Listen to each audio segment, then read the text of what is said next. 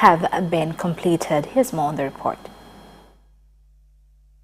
District Magistrate Salime Mshasha told the Arusha court that the prosecution has completed investigations and was ready to read the charges to the accused. State prosecutor told the court that on February 9th this year at Bondeni Street, Sabaya and two of his co-accused raided a shop belonging to Saeed Saad and held him at gunpoint. Sabaya and his co-accused are alleged to have beaten and stolen 390,000 shillings from Bakarim Sangi, CCM Sombetini ward councillor, a phone, and 35,000 shillings from Ramadan Ayub. Investigations into 4 other charges facing the accused, which include money laundering, economic sabotage, corruption, and leading a criminal gang, are yet to be completed. The accused were put in remand at Kisongo prison until 2nd July this year, when the case comes up for mention. Vice President Dr. Philip Mpango has received a dividend of 21.8 billion shillings from NMB Bank, which is an increase of 43% of the 15.25 billion shillings dividend the government received last year. Dr. Mpango has directed the Ministry of Finance to allocate the funds for development projects.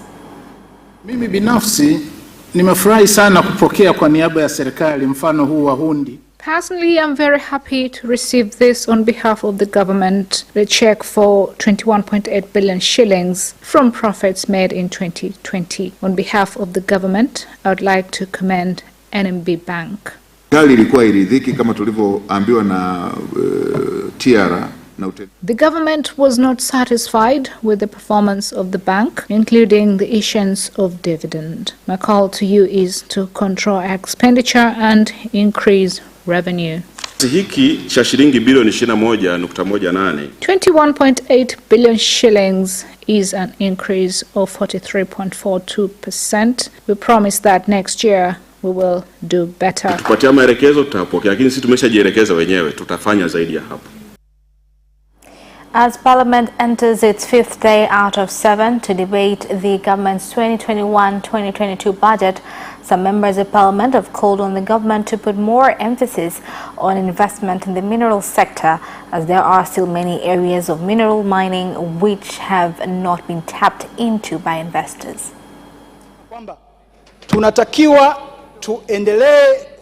We must continue to attract more investors in the mineral sector so as to increase revenue.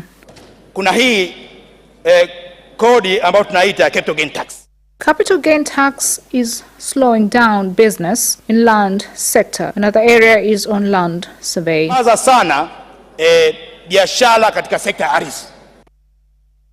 President Samia Suluhu Hassan of the United Republic of Tanzania has announced 7 days of mourning for the first president of Zambia, Dr. Kenneth Kaunda, following his death on 17th June this year in Lusaka, Zambia. Here's more on the report.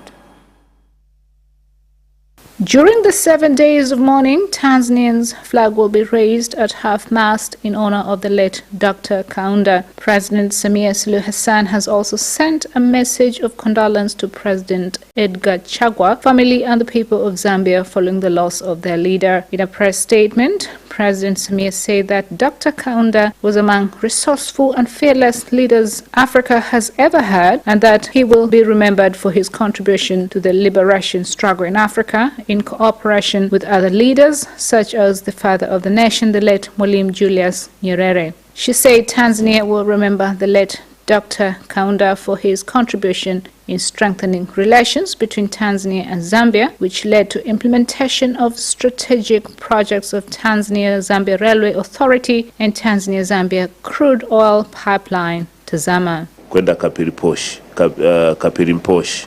ni reli ambayo inaonyesha kumbukumbu ya ushirikiano kati ya.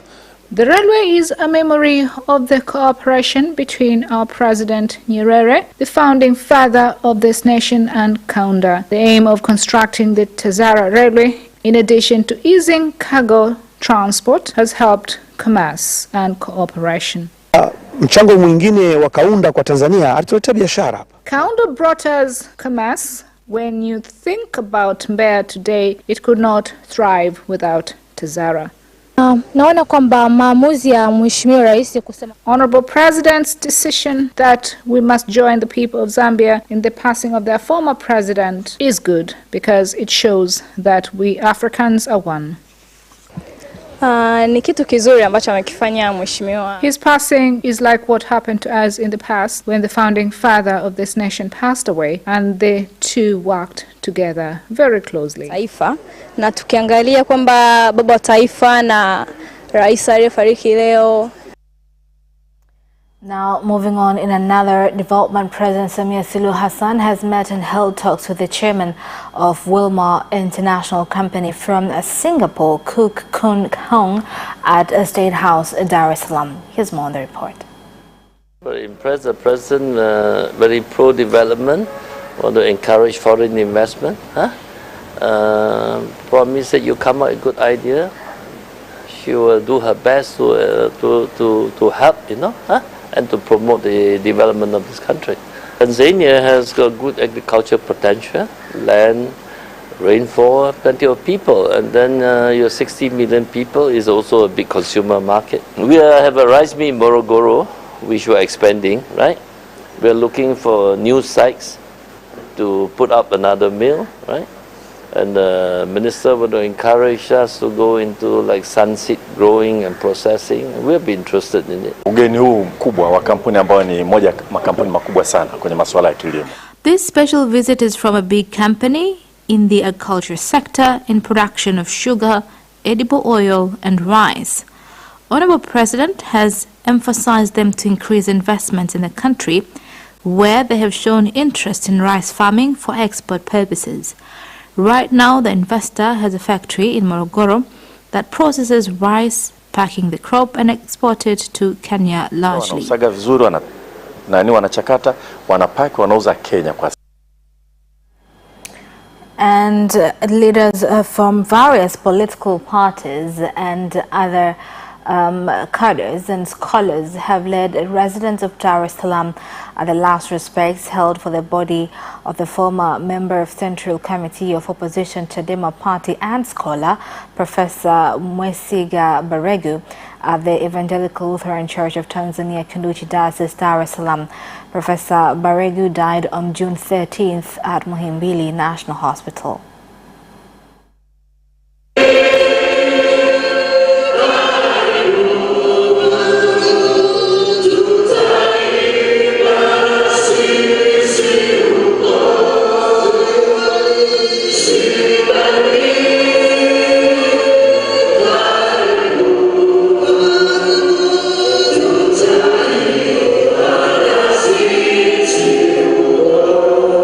Baba amekuwa ni mentor, pia vilevile amekuwa ni mshauri mkuu katika maisha yetu. Lakini vilevile amekuwa ni rafiki. Wakati wote unapomhitaji atakuwepo. Tena sio tu atakuwepo. Alikuwa anapenda story sana, lakini alikuwa na kipawa cha kusikiliza kwa makini, na baada ya hapo anatoa mawazo yake. Alikuwa anapenda sana independent thinking, lakini mawazo yake yako unafikiri nini. May his soul rest in peace. Amen. Now, moving on, the Minister of Energy, Dr. Medad Kalemani, has said that within a period of 18 months, distribution of electricity in all villages will be completed, making Tanzania the first country in Africa to have electrified all villages, followed by Nigeria and South Africa. Minister Kalemani made a statement when inaugurating the third phase, second round power distribution project in Gairo District, Morogoro region. Tanzania kwa sasa inaongoza kwa kupeleka umeme vijijini barani Afrika. Tanzania is leading in supplying electricity to rural areas in Africa, followed by South Africa and Nigeria. The remaining 1,956 villages will be supplied within 18 months. Every Tanzanian should have access to electricity at home and work. TANESCO is doing a good job. I commend you. If there is no electricity, no matter how much sugarcane we produce, our people will remain poor.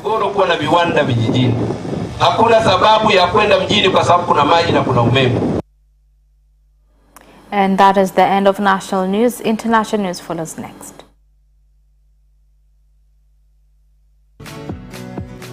This week on The Decor, there's a difference between a rustic design and traditional design. There's a completely different way. The rustic, it is stylish, but traditional is it's the foundation, it is the basic. Na hiki ndio kitu kikubwa ambacho wengi wanachanganya kati ya traditional design na rustic design. Kuna vitu vya kumatch hizo traditional like a rustic. Pia rangi. Kwa mfano tayari una dark furniture za wood. Make sure your wall is bright. It's light. Spice up with kwa mfano kama sofa with colorful, not maybe too much, lakini colorful cushions, draw cushions, some plants. It's very important. Yani nyumba ikiwa na plants, it's alive. Join us on Saturday at 7:30 p.m. on your favorite channel, Capital TV.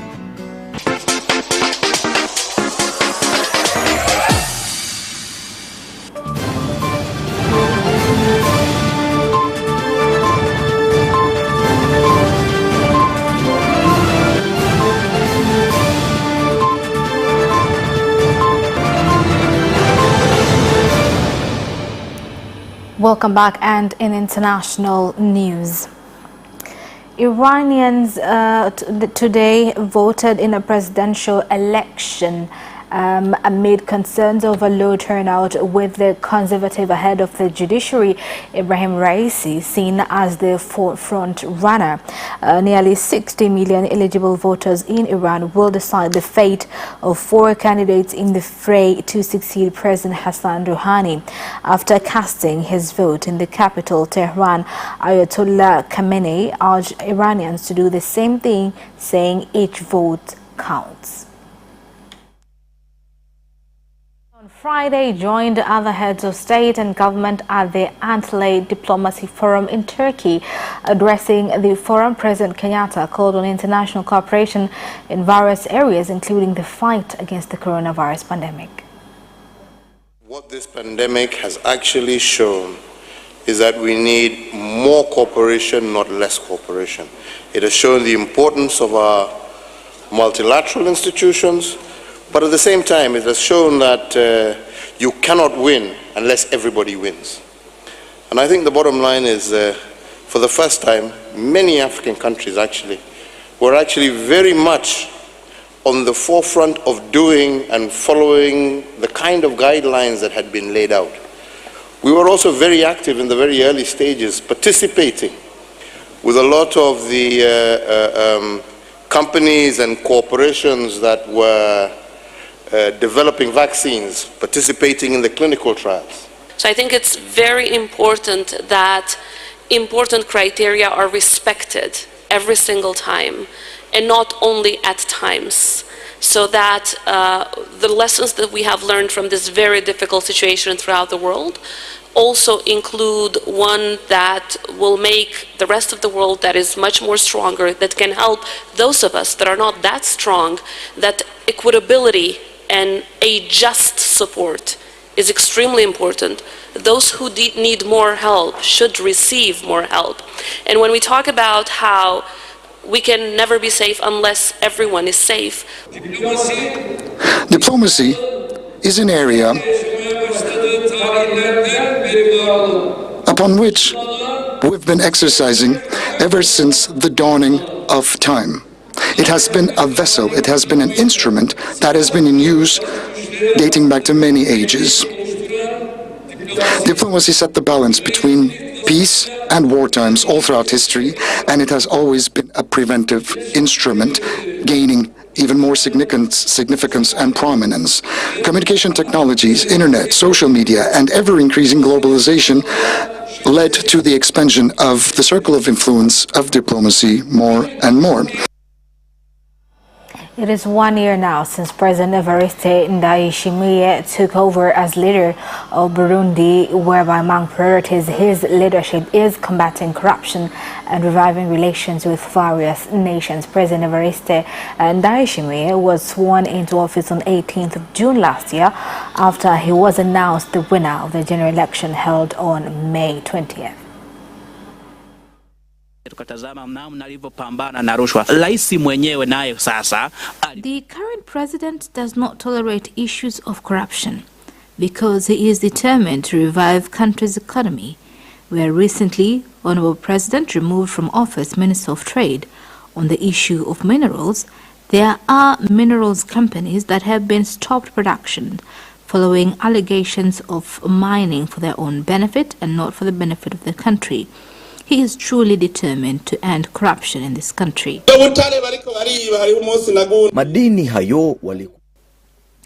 I once told them that cannot continue the behavior of stealing our minerals where they threatened me.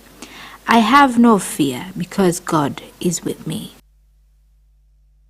And that is the end of international news. Business news follows next after the break. Tune in to Business Edition and meet business leaders and experts who keep you informed on business and economic developments taking place in the country, such as tourism, construction, energy, transport, mining, agriculture, communication, banking, real estate, and more. Business Edition on Friday at 8:15 p.m. only on Capital Television.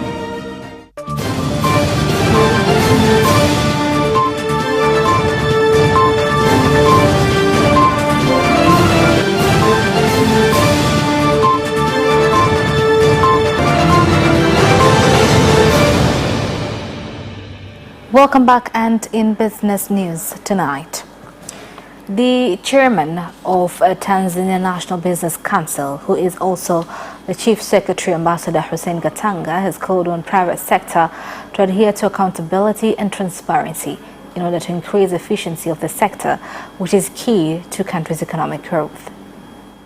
Serikali ya awamu ya sita imekuja na approach ya engagement. Approach ya? The sixth phase government has come up with engagement approach with responsible and well-disciplined people.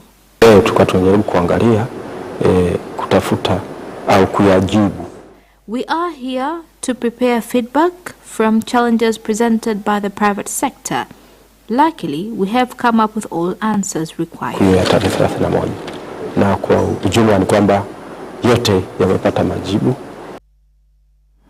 The government has issued 7 days to the Registrar of Cooperatives in the country to reopen the Union of Coffee Primary Cooperatives in Kilimanjaro, which has been closed for a period of 1 year so that it can help farmers get access to foreign markets. I told the registrar that there are some amendments that needs to be done, although the closed unions must return back. I repeat, as leaders, our work is to facilitate important things and not just making orders. Closing down KNCU, there are a lot of loss that have been incurred. I believe by next week things will go back on track. Kilichofuata ni kwamba baada ya kufika mahali wenzetu wakawa hawaendi vizuri sana. June, July and August last year, the registrar closed our union, but we are grateful to the minister in charge announcing that the registrar should reopen the union so that business could resume. From these efforts made, we promise to bring back our markets that were lost in a period of 1 year when we were not in operation. Na sio kupelekwa tunakotakiwa tu na idara za serikali. And that is the end of business news. Sports news follows shortly. Away first time, good start from Bolt. Bolt leading a moment and going away. Gay trying to go with him, and he's going to be dragged through to second place, but he's going to win it by 2 meters. Away first time, good start from Bolt. Bolt leading a moment and going away. Gay trying to go with him, and he's going to be dragged through to second place.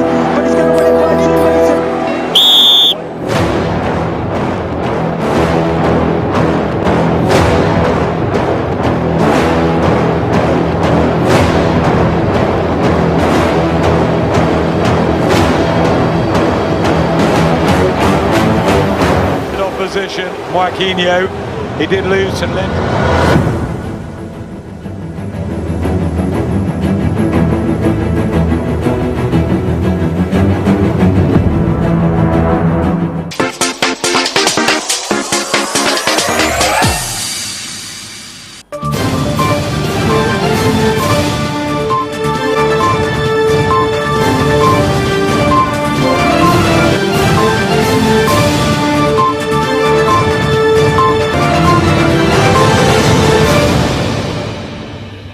Welcome back, and in sports news.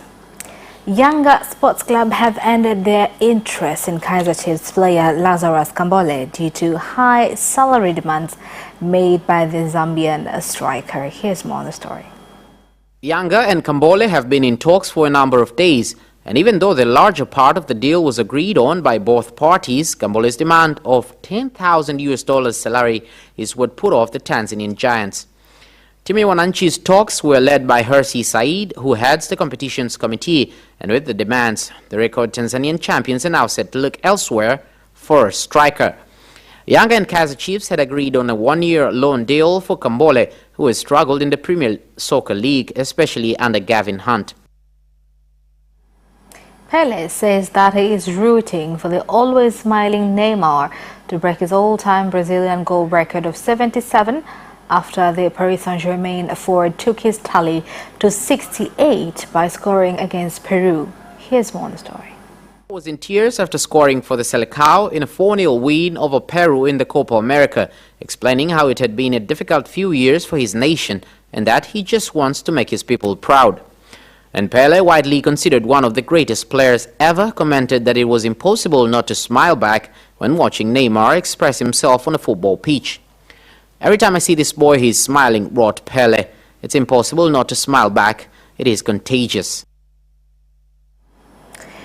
Tottenham have opened talks with Gennaro Gattuso after their move to appoint Paulo Fonseca broke down in the latest blow to their search for a manager. Fonseca, a former Roma and Shakhtar Donetsk manager, had been expected to sign after a contract was verbally agreed. Sources close to him said the deal collapsed because of issues relating to tax that became apparent to Fonseca in the past 48 hours. Italian law provided him with tax breaks that do not apply in the UK, and he wanted his pay adjusted accordingly. Gattuso is available after leaving Fiorentina on Thursday, 22 days after his appointment was announced, and Spurs hope to conclude a deal swiftly to appoint the former Italian international.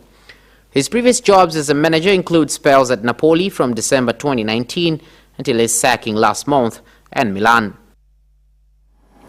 Ashley Young has rejoined Aston Villa on a free transfer from Internazionale.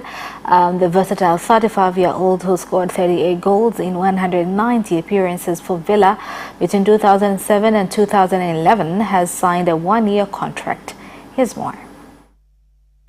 Young, who won 39 England caps and travelled to Euro 2012 and the 2018 World Cup, joined Villa from Watford before leaving for Manchester United.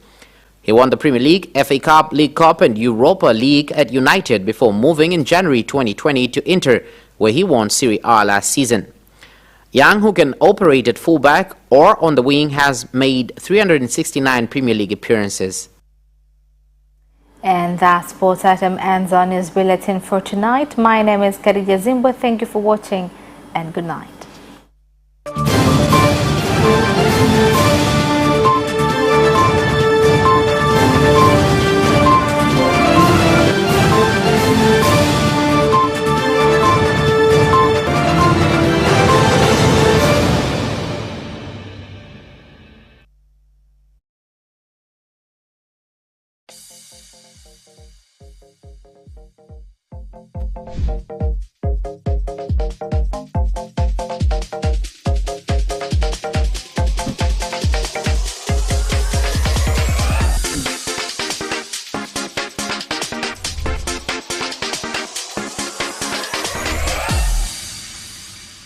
You can watch Capital News live on our social media accounts, YouTube Capital TV and Facebook Capital Television Tanzania from Monday to Friday at 9:30 p.m. Don't forget to subscribe and put notification on.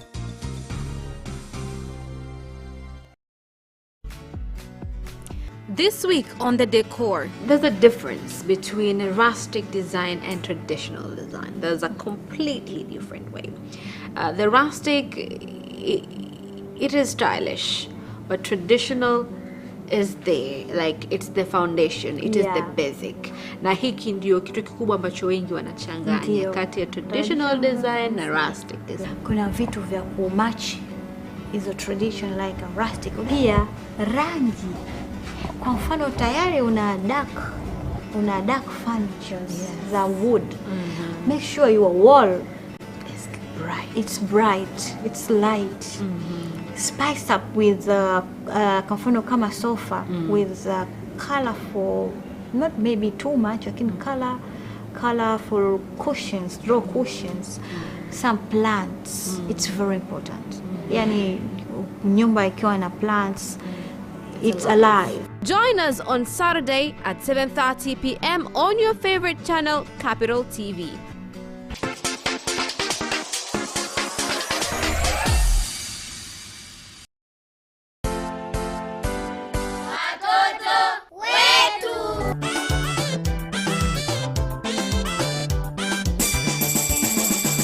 Naitwa Samuel Emmanuel, niko darasa la 5 katika shule ya msingi Grace. Nina miaka 11. Nilitaka kusisitiza katika jamii kwamba labidi tuwalinde watoto kama tunavyojilinda sisi, na pia kuwalinda na kutowafanyia vitendo vya kikatili, na kuwaheshimu pia na kuwasikiliza kwa mambo yote wanayotaka kusisitiza katika jamii. Asante.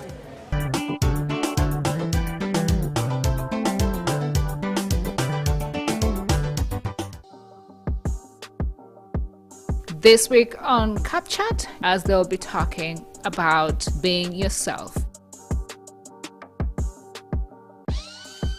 On hashtag +255, they'll be talking about neighborliness. Don't miss this Sunday at 9:15 p.m. right here on Capital Television, your channel of choice.